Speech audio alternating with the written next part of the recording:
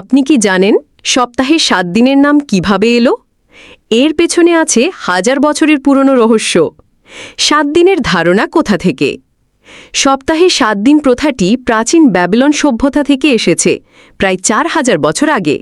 তারা মনে করত আকাশে চলমান 7টি প্রধান বস্তু, যেমন সূর্য, চাঁদ, শনি, বুধ, শুক্র, মঙ্গল, বৃহস্পতি, প্রতিটি দিনের ওপর প্রভাব ফেলে।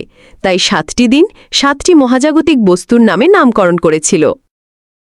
ইংরেজি 7 দিনের নামগুলোর উৎস: Sunday, sun's day; Monday, moon's day; Tuesday, Mars day; Wednesday, Mercury's day; Thursday, Jupiter's day; Friday, Venus day; Saturday, Saturn's day.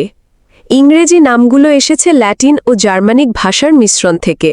কেন 7 দিন? প্রাচীন জ্যোতিষশাস্ত্রে মনে করা হতো এই 7টি গ্রহই পৃথিবীর জীবনকে প্রভাবিত করে, তাই চন্দ্রচক্র সপ্তাহ প্রথার একটি বৈজ্ঞানিক ব্যাখ্যা।